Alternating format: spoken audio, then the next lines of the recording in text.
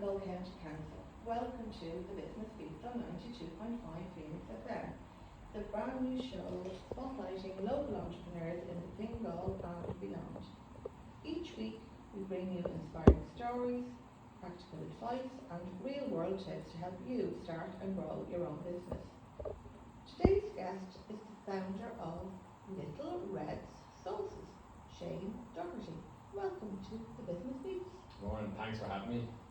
We are absolutely delighted to have you on board for our entrepreneurial show.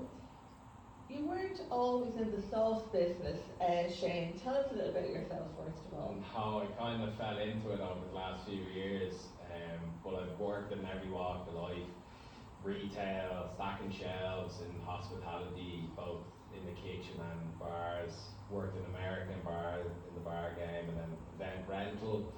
But then previous to me doing the sauce, I was working in corporate sales for a few different companies over in London, and a massive translation company and then a smaller startup, which unfortunately got wound up just as COVID hit, and that's what I ended up doing, Little Red Sauces. So it's a bit of a blessing in disguise, really. I find a lot of people say they found their way during COVID. It was an awful time, but it meant that people had more time to think about what they really wanted to do with their future as well. Oh, 100%, yeah, and don't get me wrong, it was an awful time, and I know a lot of people did struggle, myself included at times, but I had just been making hot sauces for years over there in London, and I started back here with kind of fine-tuned it in London, and just when I did lose my job, my friends and family encouraged me to try and give it a go, because I made 5 or 6 different sauces that were fairly high quality, so it kind of worked out for me, and I was able to create a positive out of a fairly negative 2 years. Yeah. What made you be so interested in making sauce? That's a question I get all the time, and I think it's a combination of both. So, my dad, he introduced me to the world of spices, so I love spicy food, and back in the day, I'm 34 now, but back in the day you could only really get Tabasco here. And even with that, it was fairly far, you'd struggle to get it. But then at the same time, my uncle Johnny from America, he introduced me to the world of different hot sauces. He lives in Arizona. Oh, I can imagine. Yeah. I know a lot of people will be offended by this, but I think Arizona is probably the hot sauce capital of definitely America and probably the world, because there's just such a variety and they're mad for it.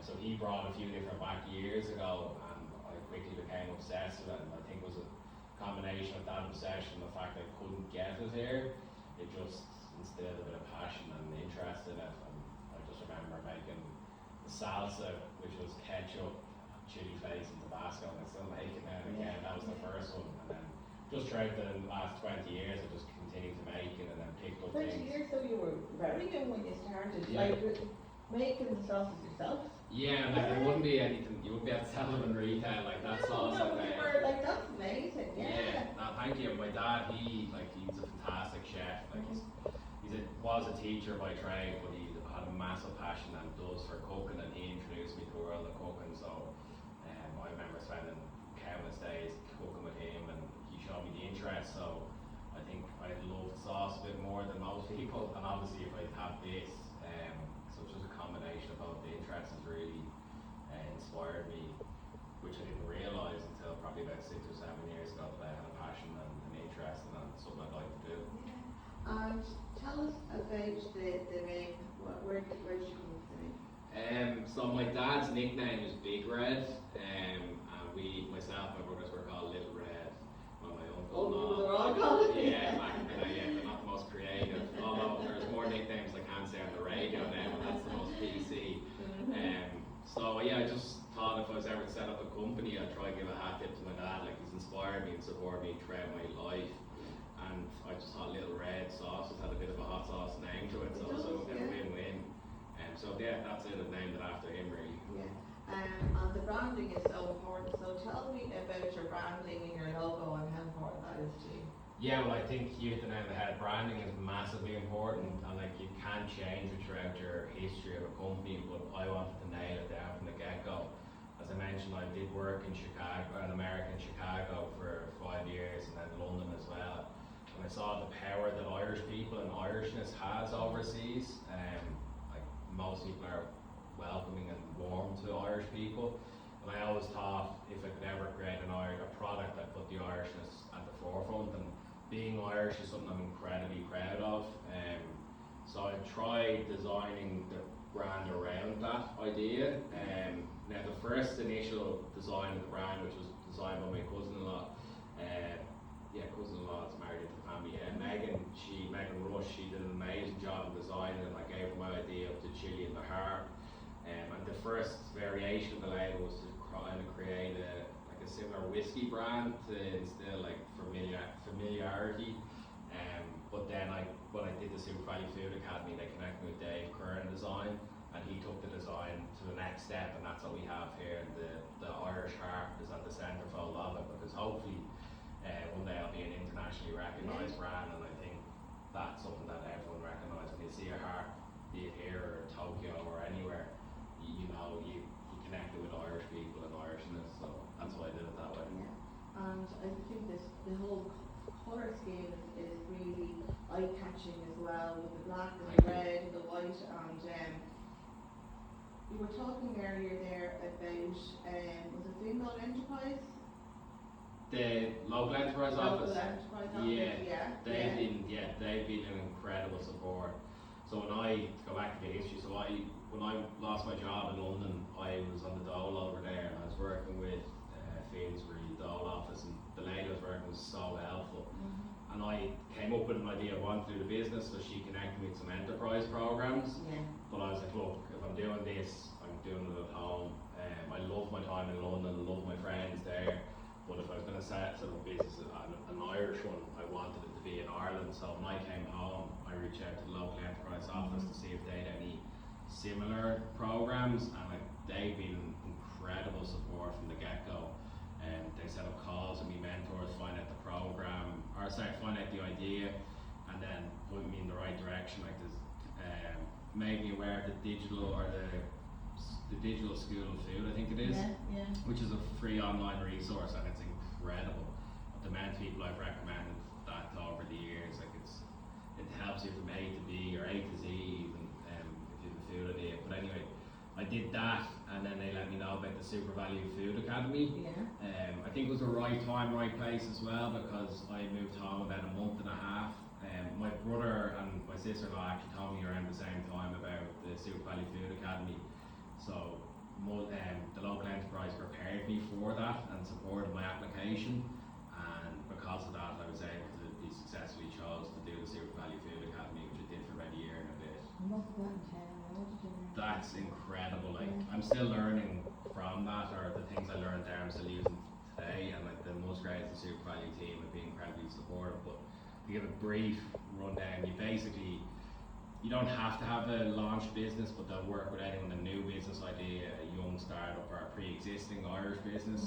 There's certain criteria which I can't remember but you have to be within I think 3 or 5 years. So I did it. It's a startup kind of. Yeah, basically. But like I know there were pre-existing companies that did it. It's like it is a food entrepreneur or enterprise program, and it runs for maybe over a year. It's been a few years since I did it. But you're connected with mentors, it's incredible. Like you have an accounting mentor, a business mentor, and they break down each different individual area of the business that you'll need, and they teach you like from ground zero up. And so whether you've done this before or not, and most people are new to the industry, new to a business anyway, so they support you. And then after I think 8 to 10 months, you have an opportunity to pitch their buyers and C-level.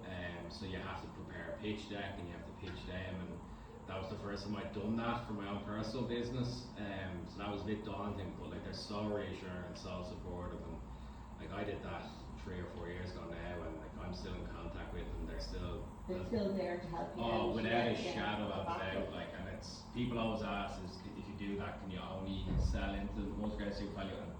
The answer is no. Like, they obviously the goal is to get national listing with them, but they want you to succeed, so they've been incredibly supportive throughout the years. And then if you get through and you're successful, they give you a list of so I'm from Malahide, so the Fingal region was predominantly the list of shops that I was given initially. You're not guaranteed into any of them. You have to then go in, sell the product, and and then nurture that relationship, do in-store tastings, which I absolutely love, but it opens up the door slightly. You don't have to kick it down and get into the shop. Yeah, of course, yeah, it gave you ideas of different shops that you could go into. You probably go into niche kind of little shops as well, do you? Yeah, so that's kind of my sweet spot now, Yeah. and that's something I've learned after the last few years. I've somewhat said yes to a lot of things and opportunities that maybe I shouldn't have, and it's a lesson I've learned that you kind of have to not overstretch or overcommit yourself. But like for now, like the independent shops, the retailers, I love working with because they're trying to build something, and they're happy to work with you as someone who's also trying to build. They also are a great crack, and not that SuperValu or other retailers aren't. I just think it's easier to build a stronger relationship with them. Yeah.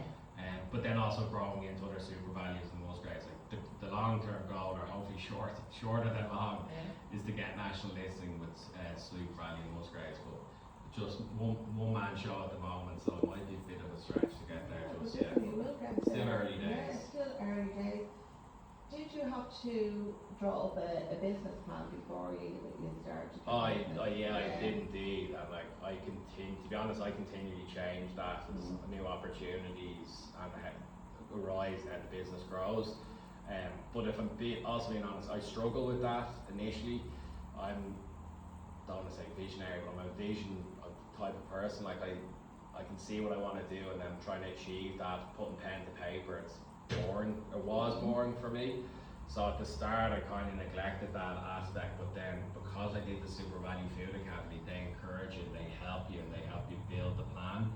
So I built that with it. Without it, it's easy to have a dream, but you're not going to achieve the dream or the vision without outlining clear objectives and goals.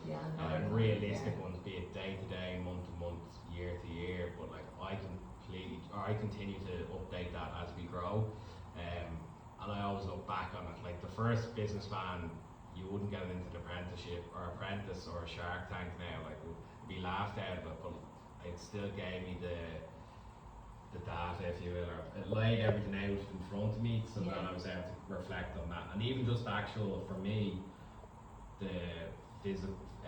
the process of sitting down and outlining everything, it made it actually clear. I kind of had anxiety around doing it, but once I did it, it made things a whole lot clearer and a lot more achievable, and it supports you as well.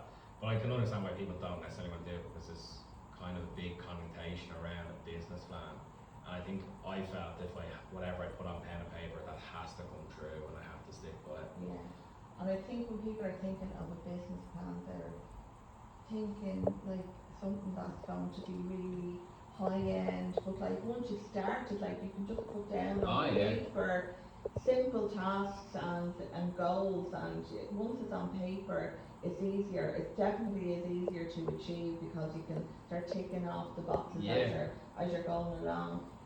If you were to start all over again, is there anything that you would do differently? What have been maybe some little pitfalls that you had along the way? I was going to say rob a bank to raise money, but I don't think I should say that. No, I take my time a bit more, because like most entrepreneurs, they do have to get up and go. Not all the time, but you want to succeed. You want to turn your vision into a success. As I said earlier, like I was saying yes to a lot of opportunities, and that's not always the right way to be. You need to be strategic in your thinking and sustainably grow. I'd also give myself a bit more of an easier time. I think I can be one of the biggest critics, and I can hold myself to a high standard when it comes to this, and I want to achieve a lot more. So if there's days you don't feel like doing it, I'll then beat myself up about that, and it's not right. Like I don't want to sound corny, but it is a journey, and you have to kind of give yourself a break at times. Like it's not easy working in any job, and it's definitely not easy trying to build your own business. So I'd be a bit more kinder to yourself. Kinder, that's it, yeah. And as I said, like reach out to the local enterprise office. Not everyone can afford professional consultation, and no disrespect to consultants. You don't always need that, but the local enterprise office should always be someone's first port of call, be it in the food business or trying to start up any business, because they're incredibly helpful. And I know, I'm not just saying it, but genuinely, like the team that I've worked in Fingal local enterprise office, being so supportive and understanding, and like the grants team, you connect with them, and I can be a bit scatterbrained at times, so it would take me a while to get back, and they understand, you know, like, and you have the opportunity to connect with other entrepreneurs in your category. Like I went over to London last year with about 25 food entrepreneurs and 2 different teams from the local enterprise office, and that was amazing. And the connections I met from that, oh yeah, the network, and like I'm still in touch with all them. You're put into WhatsApp groups, and like I just honestly can't recommend that enough. Like, and that's, even though I did lean into that at the start, I'd still recommend or advise people to do that from the get go. Yeah. And did you get funding there from the funding? Yes and no. Right. So the yes is I got the Tame grant, so I went up to IFEX Belfast last year to explore the market in North of Ireland and then potentially food service. It was a costly one. I was up there for 4 or 5 days, and the staying there. And yeah, I did indeed, which was brilliant. And it's Belfast is a great city now, full of fantastic people, great food city, but it was costly, and I actually missed the cut-off point by a few days for the Tame grant. Again, scatterbrained, unorganised at times, and the team in the local enterprise office helped me massively, and we got that over the line. Oh, good. And then that support helped recoup some of the costs. I'm annoyed, well, can't be annoyed all the time, but I didn't take advantage of the trading online voucher just because of my inexperience, but it was more due to my own poor organisation back in the day. Like I should have, but now I'm in the process of looking at doing the Grow Digital grant, I think it is, and then hopefully over the next few months I'll be applying for other grants like the Prime grant as well, because I'm looking to get a team in place and get a bigger facility. So even though I haven't taken much funding from them or much grant support, I've connected with all the grant team. And you know it's there. Yeah. You know it's there in the future. Oh, like they've been so inviting and welcoming, and they understand like you've got a million things going, and they're willing to. It could be a month between getting back to them. But I've re-engaged with them, and I'll be looking to hopefully get a bit of funding and a bit of grants. I am a sole trader, so once I restructure, you're open to a bit more direct funding and grant support. But they're always there, even just to pick up the phone and say, here, how do I get this back on track? What do I need to do? That's fantastic. And the thing is, Shane, that everything's a learning curve as you're going along, let's face it. And you might hear about grants, but you might think, genuinely you might think to yourself, oh, that would be grand, I can do it next month. I can understand that. I think everybody is going to be the same, especially when you're young starting off as well, because you were quite young starting off, you know what I mean? Yeah. Your business, and it's your first time starting your own business, so I wouldn't be kind to yourself. Yeah, that's what I mean, you know. Yourself, that's the new buzzword. Be kind to yourself. The other thing then I was going to ask you, what is your proudest moment so far? Great question. I don't have one outlier. The first one, just in chronological order, delighted I got that word out, would be when you see the products on the shelf. Like and even now today when I go to SuperValus or independent retailers and I see my products on the shelf, it still excites me. It's kind of a bit mad. And then the next would have been winning a couple of awards, like our everyday hot sauce. The first year we entered in Blas na Herne, that won an award, and it actually didn't have a hot sauce category when I did it a few years ago, and now they do. Oh, that's an achievement. Although I haven't won it since now, but others have, and that was kind of nice. I only realised that the other day, and then our Chipotle barbecue won an Irish Quality Food and Drink Award that year as well. So the first year we won 2 awards, but more on an ongoing basis. One of my proudest, not to ignore those milestones, one of the things that constantly makes me proud is like when we get to meet new customers and existing customers. So we met at Flavours of Fingal last weekend, and the amount of people that came up that I met last year that have been buying it ever since, or that's brilliant. And that would genuinely warms my heart and makes me feel good. And then you get real life feedback in time, or then the amount of people. Thanks to Fionn, who's been rocking the social media. A lot of people saw us on social media, and they came just to support local business. And then they taste the sauce, and they're on board straight away. So like that's something that makes me proud and makes me feel great on a daily basis, you know. and I can categorically say that I could hear the people coming up to you, because that's where I met you last week having the favourite of the goal. And I could hear people in the background talking about being there last year, coming back this year, buying your sauces during the year. So I thought that was amazing, because I was going, this guy must be brilliant, his sauces must be fantastic. Talk to me about the different sauces, right? So they're all in front of us here. Just talk me through them, because when people are looking at sauces, like I see sauces all the time, you're looking at the sauces on the shelf. Tell me about what will make me buy your sauce. Yeah, great question. Before I answer that, like, we are blessed in Ireland that there's so many amazing producers. Like so we have the salsas, we'll start there. So it's a sweet pepper and garlic salsa. I roast the peppers and garlic over fire. Then I freshly squeeze oranges by hand, which will probably give me arthritis at some point unless I get a machine. And then I cook it down for about 5 hours. And it was the first Irish-made salsa to be sold in retail when I launched. Now there's many other many other companies. And one of my favourites at the moment is Garnacha. They're a lovely couple from Dublin. They've got a range of now 5 salsas. I highly recommend them. But that's the salsa anyway, and then we have 2 different hot sauces. One is fermented. The everyday hot sauce was the first one I launched, named it everyday hot sauce because you can use it every day. That has a good punch to it from the fermentation, but it's not designed to take the head off you, but you do get a good whack off the fermented flavours. And then our latest hot sauce, which is a Louisiana Red, it's my kind of twist on Louisiana style hot sauce. Like Louisiana style hot sauce is your Frank's Red Hot or Crystal or Louisiana. I think it's Louisiana sauce. It's usually a bit thinner than that, but and our twist is I roast the cayenne peppers over fire, so you get these little black dots around there, the roast peppers, and I mix it with 2 different types of garlic, a really nice garlic pulp that I get from France, and then vinegar and different ingredients, and they're all. To finish up, the Chipotle barbecue is a roast, it's not your traditional barbecue sauce. It's a smoky aromatic barbecue sauce. The Chipotle peppers bring out a nice punchy flavour, but again, none of them are designed to be extra hot. But the everyday hot sauce does have a good whack to it. They're all gluten free, and they're all preservative free. The only preservative I use them is vinegar, and there's no mixing agents or thickening agents. Not that there's anything wrong with using them, but when I started making sauces years ago, I try to keep them as natural as possible.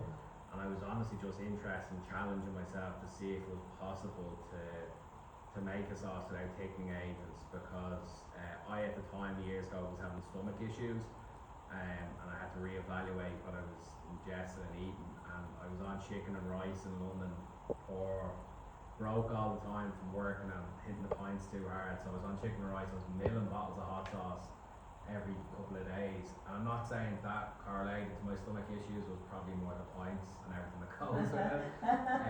But it made me realise that a lot of brands do use these, like xanthan gum and different preservatives. And again, I'm not trying to be negative towards them. I still use those sauces. But I said here, there could be a market here. There could be something different, and more on a personal level. I wanted to make something that I enjoy myself, and I'd lash on everything. But because we don't use any thickening agents, they can be a bit thinner or more watery than some, so we always advise people to give a good shake up before lashing it on. Okay. I'm looking at the sauces. How do you use the sauces? Like, do you put them on your chicken wings? What do you do? Great question, yeah. So I'm going home now. Do some cooking. Well, It's the perfect day for when it's this hot. They all go great. Well, not obviously, but they all go great with barbecue food and like meat, poultry. The 2 hot sauces go great with breakfast food, eggs, fried eggs, scrambled eggs.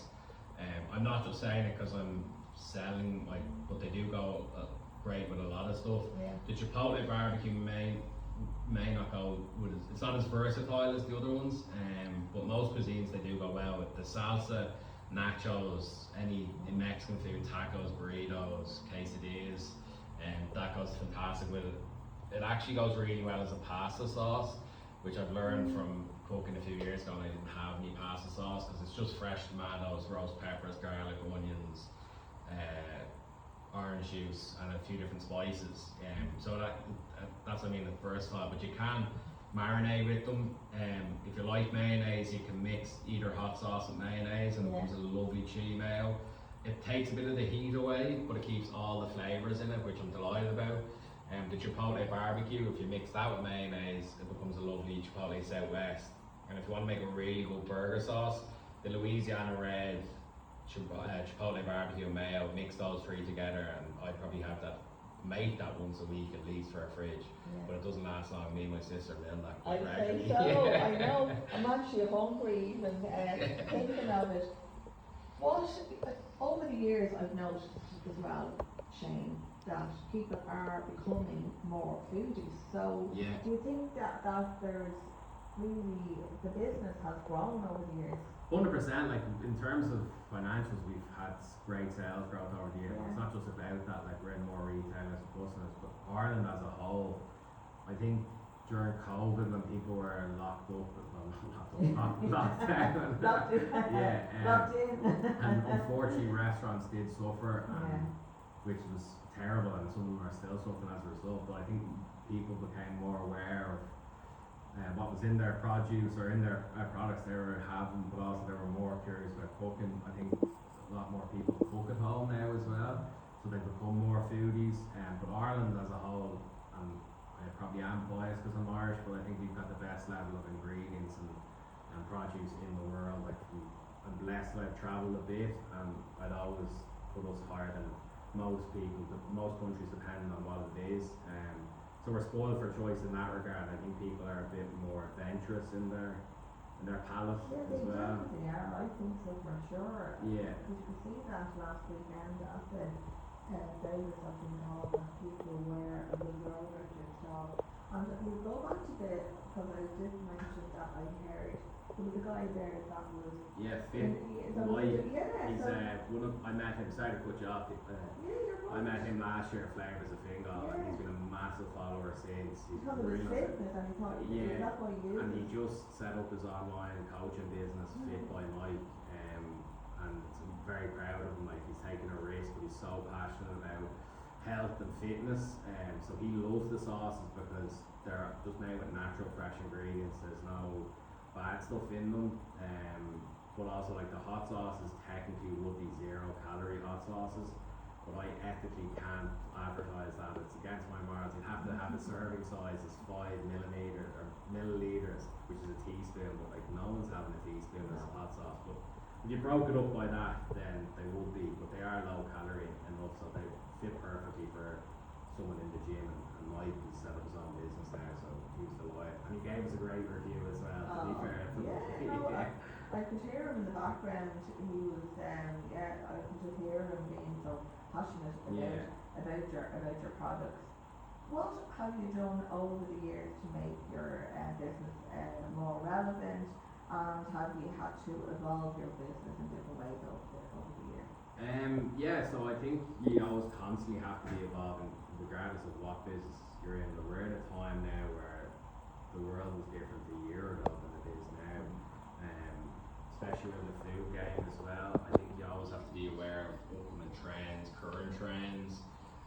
You shouldn't necessarily, I don't think you should change your business or your products based on trends. If you're a company that just pumps out trendy products that you see on TikTok, you're not really building a strong customer base. You know, you have to have conviction in your products and your business.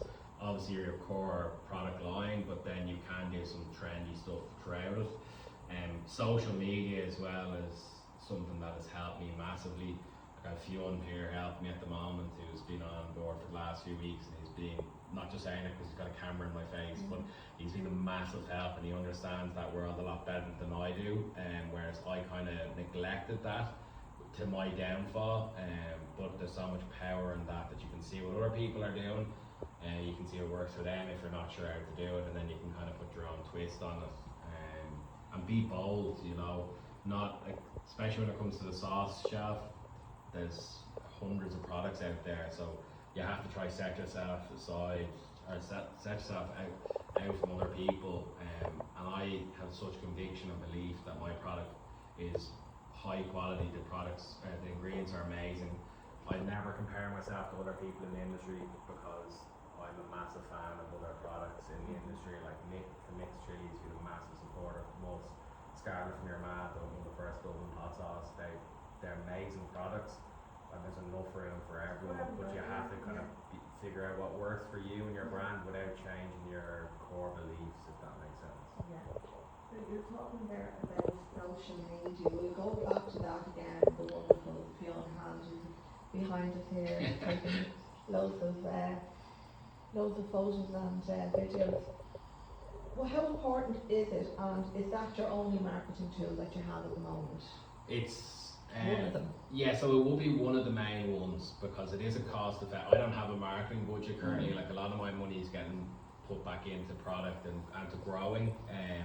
I have a very minimal one, but you don't necessarily need one. If you're putting out content out frequently and consistently, people will see it. And I think people are like the Irish community, Irish people and the people across Dublin have been so supportive. And like when I do tastings, they hear I'm doing it, they're just willing to give you a shot. They want to support local business. But a lot of people, myself included, will spend a lot of time on their phones all day. So if you're putting your brand out there, even just doing a quick video, a quick photo, it shows consistent build up and it does help brand awareness. Whereas like 5-10 years ago, it could have been a 20-point interaction to get someone onto your brand. Now it's a lot shorter. So it's worth spending the time and investing, even if you've no money to invest in it, invest the time in trying to learn how to do it. We've been I'm 34, we're the social media generation, we've been grown up on it, so you just have to kind of think of what entertains you and then apply that to your business, apply it to your category. So it's incredible. And so what's the second part of the question or the answer? No, you've answered it there. No, that's fine. Because I'm just going to say that social media definitely is so important. It is time consuming, so it is great to have someone to help you with that as well, for sure. Because like that, sometimes it can take up half your day, especially if you're taking photographs and things like that, and then you have to upload them and make them look fun and things like that. So it is wonderful to have somebody to be able to do all that. We were talking about the tasting. That's another marketing. There's other marketing activities. Yeah, that is. Yeah, so tell us a little bit about that because do you do much of that? Yeah, so I do not. I don't do enough of it now because some shops, and it's not in the shops, both myself being too busy, but some shops won't want them during high periods. Yeah. Which is fine. Like this is my busy season, so I'm blessed that I do get into do enough of them. But I absolutely love them, and that's like independent shops will do it, but they may not have the space. But SuperValu, Musgrave SuperValu, and independent SuperValus, they love it because it gives them an opportunity to support local business. It adds value to their shop. It does, yeah. You know, yeah. customers get to try something. But then from my point of view, it's incredibly valuable. I get to, like, I talk to a wall, as you can probably tell. Yeah. So you get to meet new people, you're there all day or half a day, you get real-time feedback for your product. But also, I'm very aware that the cost of food has gone through the roof, and people can easily just stick to what they know. They're habitual humans, and if they don't know a product, they're less likely to try it if it's on the higher end, which ours currently is, just because the cost of produce is through the roof. I don't think now, we're not mentioning prices, but people can look on your website, see the prices. I looked now and didn't think the prices were expensive. Well, I appreciate that. Like, and I think it's the same. Like, they're all handmade by myself. You know, there's only fresh natural ingredients. But look, I do understand people are struggling at the moment, and they may not want to spend €5 or €6 on a sauce. But doing those tastings gives me the opportunity for them to try it. Yeah. And then it all usually goes really positive. I've actually never had any negative experience. But you're building the brand, you're getting the product out there, you're meeting new people, and you are building a somewhat loyal customer base. But then you're also helping SuperValu as well. Like, they've been a massive support to me, and if I can add value to their day and hopefully add value to their customer base, it's a win-win, really. Yeah, exactly. How has your personality helped you build the business, because sometimes people also buy into people. Yeah. You know, so you've got the product, but I do genuinely think that you have to have the personality to sell the product, to be good with people and customer service and that as well. I'd agree with you there. I'm gonna have to tread lightly here so I don't sound arrogant. No, but do, because but, what's wrong with no. Aren't people, Irish people, terrible? Yeah, we don't give ourselves any credit. From my point of view, I'm going to say this here in a minute, Shane. From my point of view, I mean, I only met you last week, Susan, I know you all like, I don't know about you. You're probably saying the same about me, because I probably told you too much, but I'm saying, I do think people's personalities that we buy into. Oh, 100%, yeah. And I don't want anyone that's listening that may not have an extroverted personality Yeah, of course, to be yeah. put off by it, but like I'd have both sides of it. I love putting myself out there. I think it's just my upbringing. Dubliners just, they're great crack, you know, and I like to kind of have a bit of crack in my day to day.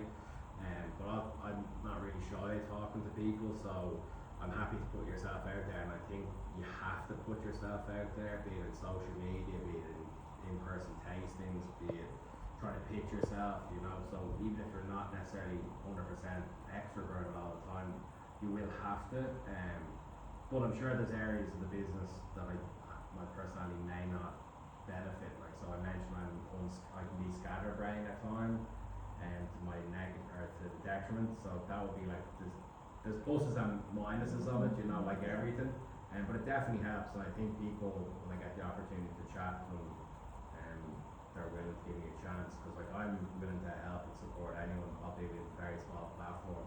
Like I love championing new brands and helping people as much as I can, and I think that, I'd like to think that kind of comes through my personality and when I meet people, so yeah, it definitely helps, but at the same time, I don't want people out there that maybe aren't as outgoing to be put off by it. And like, I've learned so much over the last 5 years that I wasn't great at X, Y, and Z 5 years ago, and you just learn as you go, and you develop, and you can change, and as you said earlier on, you grow and you evolve. So, Yeah, for sure. yeah. Yeah, absolutely. And what's next for your business? Great question. So currently I have a small production facility just in Roseland Business Park, and I'm looking to move in the next few months to scale. The short of it is scaling up. So as I mentioned before, I'm looking to work. I will be re-engaging with the grant office, trying to get grant support, hire a couple of people to help me with the production, and to really take advantage of the growth that we've seen already, and take it to the next level. On a short to medium term basis, I'd love to get national listing with Musgrave SuperValu, and then longer term basis, world domination. World domination. I love it. And finally, where can people find you? Tell us about your website, your Instagram, all your ways of finding how we can get you and buy your products. Yeah, so we've got the website, www.littleredsauces.com, and then the online socials is Little Red Sauces on Instagram, Facebook, and TikTok. We do have the full range available online, and in some select independent shops. We're in a number of SuperValus across the north and south of Dublin. That list is available online. The closest here will be SuperValu in Blanchardstown, and I will be looking to roll out, we'll be looking to roll out into more SuperValus across Dublin. I think there's like 58 in Dublin and the surrounding commuter belt that I'd like to get into by September, and then hopefully grow into more. So you'll have to watch this space. Watch this space. And another one before you go, is it just you, or have you got a team? I didn't ask. Yeah, no, it's just myself doing it. Because I remember you saying that the other day. So you'll probably end up having to get more people. 100%. Yeah. Like, well, it is just myself doing everything Yeah, day to day. yeah. But like, I wouldn't be in this position if it wasn't for friends, family, and kind of loyal customers. And I genuinely mean that. Be it my family being guinea pigs, being nuked by the new sauces, or just general support, keeping me motivated. Fuel, as I mentioned, has come on the last few weeks in social media. He's absolutely smashed it. He'll be continuing to work or help support me over the next while. But like, I source the ingredients, I wash them, chop them, cook them, bottle it, stick everything, the labels by it's just myself in the day today, but hopefully in the next few months we'll be able to get a team in place. Because it's not sustainable just me doing everything. I'm going to hit a ceiling and I'd like to grow, but also I'd like to be responsible for having a team, you know, and growing and helping other people grow on their professional journey as well. Thank you so much, Shane Doherty, for coming on the Business Beat today. We wish you every success with your business, and if anybody else is interested in joining us, they can email business@phoenixfm.ie. The presenter today was Carmel Keane. Thank you so much.